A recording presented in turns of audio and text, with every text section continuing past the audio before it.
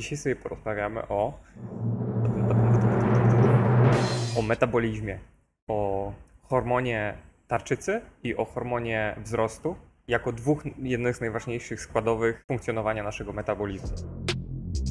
Informacje znajdujące się w tym miejscu były subiektywnie testowane na zwierzętach gatunku Homo sapiens. Cześć! Dzisiaj wracamy do Andrew Hubermana. Even if you are very physically active, unless you're an ultramarathoner or a marathoner, chances are that 75% of your metabolic needs are coming just from your brain. And that's because neurons consume a lot of energy. 75% naszej zapotrzebowania energetycznego nie bierze się z naszej jakby ciała i tej energii, którą mamy, tylko bierze się z naszego mózgu. Więc jeśli siedzisz przez cały dzień w domu i nic nie robisz, jeśli leżysz w łóżku i pracujesz na komputerze, to będziesz miała i tak 75% zapotrzebowanie energetyczne ze względu na swój mózg. So metabolism is the consumption of energy, not necessarily eating, but it's the use of energy in the cells of the body for growth of tissues, for repair of tissues, and also just for day-to-day maintenance of function. Ludzie, którzy nie mają odpowiedniego balansu hormonalnego, hormonów tarczycy, albo hormonów wzrostu, albo obu, mogą robić wszystko, co się da, ale i tak nie będą w stanie rzucić wagi albo przybrać tkankę mięśniową. These two hormones, thyroid hormone and growth hormone, we think of as related to metabolism of things in the body, keeping body fat low and keeping muscles strong and tendons strong and repairing themselves, etc. But they are also key for brain function, for the ability to maintain cognitive function throughout the lifespan. Za co w ogóle odpowiada hormon tarczycy i za co odpowiada hormon wzrostu? One są ze sobą bardzo, bardzo powiązane, działają ze sobą jakby jednocześnie, więc omówimy je trochę osobno, ale funkcjonowanie jest bardzo podobne. Oba odpowiadają za metabolizm, tkankę właśnie mięśniową, jakby lean muscle mass, czyli jakby twoje mięśnie po prostu. Odpowiadają za przerabianie tkanki tłuszczowej na energię i tak samo węglowodanów na energię. I jeszcze na to wszystko wejdziemy sobie trochę jeszcze głębiej, ale skrótowo można powiedzieć, że odpowiadają również te hormony za nasze umiejętności kognitywne, naszego umysłu, czyli po prostu umiejętność pamięci, uczenia się, możliwości naszego umysłu. W całym tym jakby kontekście tych dwóch hormonów podzielmy sobie to w takim razie teraz na te dwa aspekty. Jeden to jest właśnie hormon tarczycy. It goes to adipose tissue, to fat. We have different kinds of fat that we'll talk about today, but it goes to white fat and it liberates or helps liberate some of the fats from those fat cells and use them for energy. And this is why higher thyroid is associated with leaner bodies, lower thyroid is associated with less lean bodies. Aby mieć poprawny balans hormonalny, jeśli chodzi o hormon tarczycy, to musimy się skupić z grubsza na dwóch najbardziej podstawowych rzeczach, które może nie są do końca oczywiste. Pierwsza to jest jod. Iodine is most common in sea salt, in kelp and in seaweed. Kojarzy ci się z czymś jod? Z morzem, dokładnie. Było bardzo ciekawe badanie zrobione na ten temat, że ludzie, którzy są nad morzem, tego jodu tam w powietrzu jest tak dużo, że absorbują go z powietrza do ciała przez oddychanie tylko i wyłącznie. And most people can get enough iodine from the food they eat and or the table salt they consume. Znajduje się w różnych produktach, natomiast jest bardzo potrzebny do tego, żeby mieć odpowiedni metabolizm. Chances are you are getting enough iodine, although you might not, especially those of you following a particularly quote-unquote clean diet might not be getting enough iodine. Pierwszym tym czynnikiem to jest jod, a drugim czynnikiem to jest selen. I'm guessing most people may not be getting enough selenium if their goal is to increase thyroid hormone. At least that's what the literature says. Z kolei selen możemy wyregulować poprzez jedzenie mięsa na przykład. To jest zapotrzebowanie, ale jeśli masz tam taką czystą dietę, czyli nie jesz mięsa, a jesz warzywa, albo na odwrót nie jesz warzyw, a jesz mięso, to bardzo możliwe, że twoje zapotrzebowanie selenu nie jest spełnione.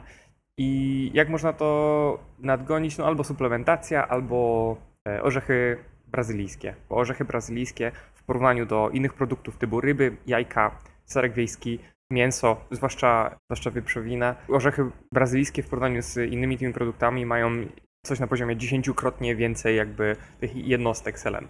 Ale przejdźmy sobie do jeszcze ciekawszej rzeczy, czyli jaką jest hormon wzrostu. Hormon wzrostu to jest Po pierwsze coś, co po 30 roku życia, czyli 30, 40, 50, hormon wzrostu zaczyna radykalnie się obniżać w wydzielanie naturalnych hormonów wzrostu. Dlaczego? No, hormon wzrostu przede wszystkim odpowiada za to, że jakby ciało się rozwijało do pewnego poziomu, tak? Więc jakby on jest bardzo aktywny na wczesnym etapie życia, ale później również spełnia dokładnie wszystkie te same funkcje, które wymieniliśmy wcześniej względem hormonu tarczycy, czyli jest to mięśnie, zamiana energii, czyli metabolizm, czyli zamiana tłuszczy i węglowodanów na energię. Są to również umiejętności kognitywne i jakby struktura naszych kości. If you really look at the data, just for instance on testosterone, there are men in their 90s, and they are not rare, it turns out, that are making as much testosterone and DHT, dihydrotestosterone, as they were in their 20s. Było ciekawe badanie przeprowadzone na temat testosteronu. Mianowicie ludzie, którzy mieli 90 lat, czasami zdarzało się, że mieli mniej więcej podobne ilości testosteronu co w swojej młodości. Więc jeśli chodzi o testosteron, nie jest to takie oczywiste, że wraz z wiekiem obniża się jego poziom. Jeśli chodzi o hormon wzrostu, to na przestrzeni kultur, krajów, niezależnie od twojego genotypu, raczej jest pewne, że będziesz mieć 2 do 3-krotnie mniej hormonu wzrostu wraz z wiekiem, już nawet w wieku 30-40 lat. But it's clear that testosterone levels vary tremendously from person to person, and just getting older does not necessarily mean that testosterone levels are dropping. Growth hormone levels, it seems, are dropping when people are in their 30s and 40s, and they're dropping substantially. And that seems to be the case across the board. You're just not going to find people in their 40s, 50s, and 60s that are making as much growth hormone as they were in their teens and 20s. To będzie wpływać na twoją regenerację, na przykład, czyli umiejętność na przykład, regenerowania ciała, nie tylko jeśli chodzi o rany, ale również jeśli chodzi o regenerację energii po spaniu. Jakie są metody na to, żeby regulować hormon wzrostu? Możemy sobie wymienić najbardziej podstawowe od tych, które nie wymagają prawie żadnego wysiłku. Pierwsza taka rzecz to jest sen. I teraz ciekawostka, hormon wzrostu będzie się regenerował w trakcie snu, ale nie w trakcie całego snu, ale tylko i wyłącznie w trakcie tak zwanego slow wave sleep, czyli ten przeciwny do tego znanego REM, nie? REM, czyli Rapid Eye Movement. To slow wave sleep to jest początkowa faza snu. Ona trwa około, powiedzmy, 2 godzin pierwszego etapu snu. The two conditions that have to be met in order for growth hormone to be secreted regularly for tissue repair, etc., are you need to get into slow wave sleep, the so-called deep sleep, and you need blood insulin and glucose to be relatively low. Kiedy nie będzie się regenerować hormon wzrostu podczas snu? Wtedy, kiedy występuje w krwi glukoza. Kiedy występuje w krwi glukoza? Wtedy, kiedy zjemy coś przed spaniem. Eating within 2 hours of going to sleep is going to suppress growth hormone release. That's very clear. Zapamiętajmy sobie to. Glukoza wyklucza się z regeneracją hormonu wzrostu. Więc dla ludzi, którzy mają problem z zaśnięciem na pusty żołądek, mamy tutaj mały problem, ale generalnie sugerowane byłoby, aby około 2 godzin przed pójściem spać, żeby nie jeść, po to, żeby ten hormon wzrostu się regenerował. To jest pierwsza rzecz, którą możemy zrobić po to, żeby wzmocnić nasz organizm na takim najbardziej podstawowym poziomie. To jest, wiadomo, takie przybliżone, nie te 2 godziny przed snem. Jeśli zjem 2 godziny przed snem jakiś bardzo, syty posiłek, to będę zasypiać wciąż z jakby trawieniem w żołądku, nie? Pamiętamy, dlaczego hormon wzrostu jest taki istotny, prawda? Mamy regenerację tkanki, mięśnie, wszystkie te bardzo istotne rzeczy dla naszego organizmu. W wieku 20 lat to nie ma za bardzo znaczenia, bo jesteśmy niezależnie od tego, co będziemy robić, to ten hormon wzrostu będzie wydzielał się na wysokim poziomie, ale z wiekiem cały czas musimy już zacząć bardziej dbać o to. Ale zwróćmy uwagę na to, że mamy ten wolnofalowy sen. Nie chodzi tak naprawdę o element spania, ale chodzi o aktywację fal w naszym mózgu podczas tego snu. Czyli możemy na przykład mieć ten element fal w naszym mózgu poza spaniem. Oczywiście, że możemy mieć i możemy to mieć wtedy, kiedy robimy medytację. In Altered Traits, Goleman and Davidson talk about the fact that people who do 20 minutes of sitting meditation per day can access these slow wave sleep-like brain states. Andrew Huberman mówi o takiej książce, którą czyta. Ta książka jest tutaj, proszę bardzo. Piękna książka. Ja jeszcze jej nie czytałem, ale jestem zachęcony. W tej książce omawiają jakby naukowe metody, bardziej skutki, naukowe skutki medytowania. Podzielą tam te skutki na takie dwa obszary. Jeden obszar to jest te skutki długodystansowe i teraz uwaga, długodystansowe skutki medytowania mogą wpływać nawet na zmianę twojej osobowości. What they talk about in this book is the fact that meditation has two separate lines of effects. One of those lines of effects are things that change your state. So you're stressed, you sit down, you meditate, and you relax, and you go into a particular state. The other are the changes that occur over time, and those are changes in trait. So personality can actually change with long bouts of TM meditation or repeated meditation.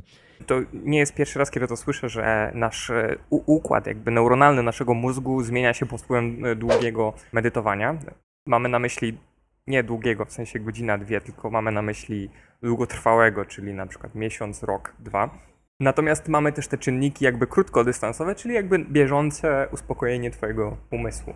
No ale czy to jest takie dziwne? No jakby tak samo jest z ćwiczeniami, nie? Możesz wyjść na siłownię i poćwiczyć i spuścisz tą energię, która jest w tobie, ale jak będziesz długotrwale ćwiczyć, to po prostu będziesz miała długotrwałe zmiany w swoim ciele.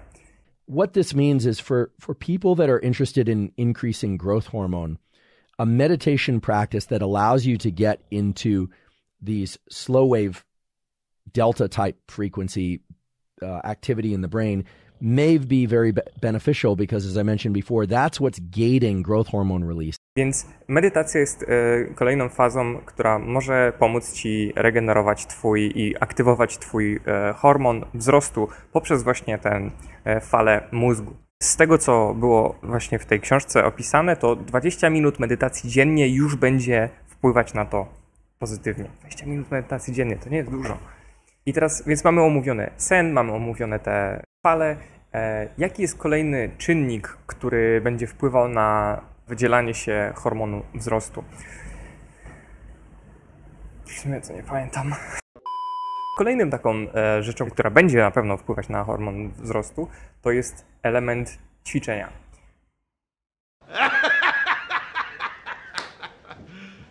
You serious? One of the things that can have a dramatic effect on levels of growth hormone release in waking, as well as in sleep the following night, is exercise.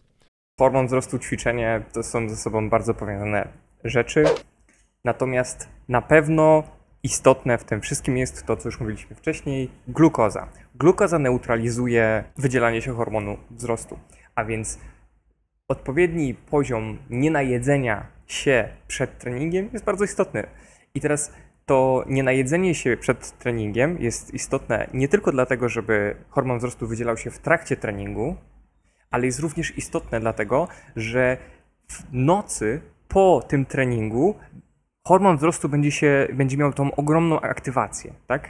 Czyli jakby mamy dwukrotne wydzielanie się tego hormonu. Jedno to jest w trakcie ćwiczenia, a drugie to jest w trakcie snu i regeneracji. It seems to me that the things that we're supposed to be doing anyway, like exercising, like trying not to eat too close to bedtime, trying to optimize sleep, all of these are wonderful tools that we should be pursuing and perhaps using, and they can actually offset the 2 to 3-fold decrease, right? If we're talking about a 2 to 3-fold decrease for people that are in their 30s and 40s, and then we're talking about increases from exercise or from maybe from supplementation, but certainly from exercise of 300 to 500%, well, then all of a sudden we're in a position to actually offset the age-related decline in growth hormone completely just through behaviors. And I think that's quite interesting and quite powerful. Zaznaczmy, że aktywacja tego hormonu wzrostu będzie 3 do 5-krotnie wyższa w stosunku do jakby standardowej w trakcie ćwiczeń i w trakcie regeneracji.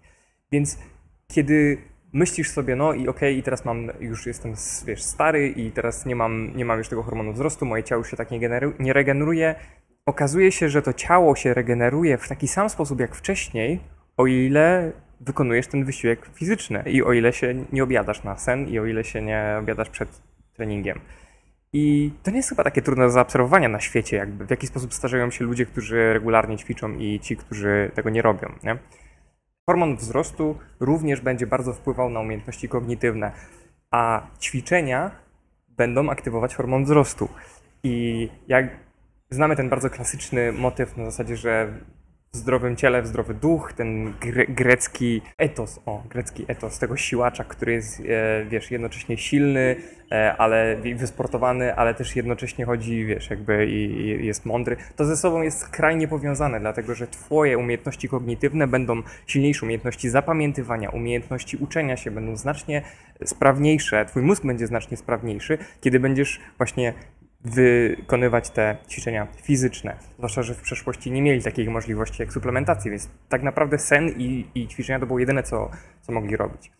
Hormon wzrostu na starość zwłaszcza na starość, będzie zapobiegał przeciw obumieraniu twoich komórek mózgowych.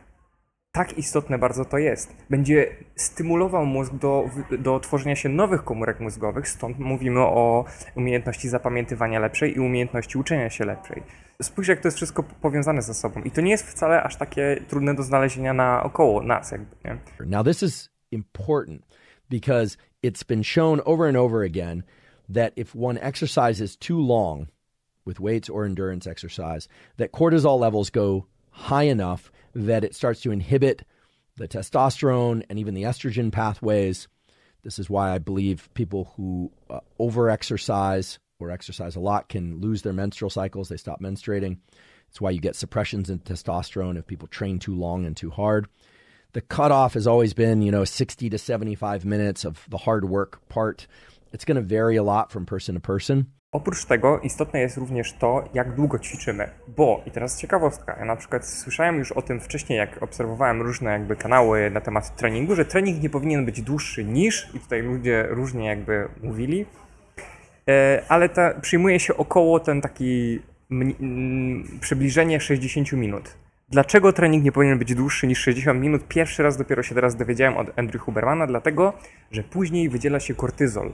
Kortyzol jako hormon stresu. On jest nam bardzo przydatny wtedy, kiedy wstajemy rano, kiedy się budzimy, kiedy potrzebujemy tej takiej mobilizacji, żeby działać, ale później w trakcie dnia on będzie się zamieniał w stres i na końcu może również anxiety. In this particular study and several others, what they did is they had people exercise, they measured growth hormone and IGF-1 levels from the blood. What was interesting is that women were able to access the biggest peak in growth hormone and IGF-1 early in the exercise, so in the first 30 minutes. So what this means is even if you just have 30 minutes, at least for women, there's going to be a big increase in growth hormone and IGF-1 in the first 30 minutes. For men, the biggest increase occurred later in the exercise, which was 60 minutes or so total. Ten kortyzol, on będzie podwyższony w momencie, kiedy dłużej niż 60 czy 70 minut będziemy ćwiczyć i będzie neutralizował efekt wydzielania hormonu. U mężczyzn, a u kobiet do 30 minut. Około 30 minut jest największy pik wydzielania się tego hormonu wzrostu. Znacznie szybciej się cały ten proces dzieje, więc w skrócie kobiety nie powinny ćwiczyć częściej, ale krócej. Ciekawe, w ogóle nie wiedziałem o tym wcześniej. The particular form of exercise is either weight training or it can be endurance training, but the endurance training and the weight training actually have to be limited to about 60 minutes, not much longer. Jaki typ treningu? Mówimy tutaj o treningu oporowym, czyli tym takim, z ciężarami, ale też mówimy tutaj o treningu bardziej cardio. Niezależnie od tego, oba te treningi powinny wpływać pozytywnie na stymulację hormonu wzrostu. Skupmy się teraz na treningu oporowym. Istotnym czynnikiem, ale to już jest bardziej dla osób trenujących tak bardziej aktywnie, to jest fakt, że nie powinien być ten trening wykonywany do tak zwanego mięśniowego upadku, czyli jest to moment, w którym nie jesteś w stanie wykonać już więcej powtórzeń, bo jest to twoja granica. Wysiłek powinien być bardzo intensywny, ale nie skrajnie intensywny. So if it's weight-bearing exercise, it would be getting close to that final repetitions where you can't complete them, but not pushing through those or even going to failure, but getting close. Leads to anywhere from 300 to 500% increases in resting growth hormone levels and 300 to 500% increases in growth hormone the following night when you go to sleep, which is incredible.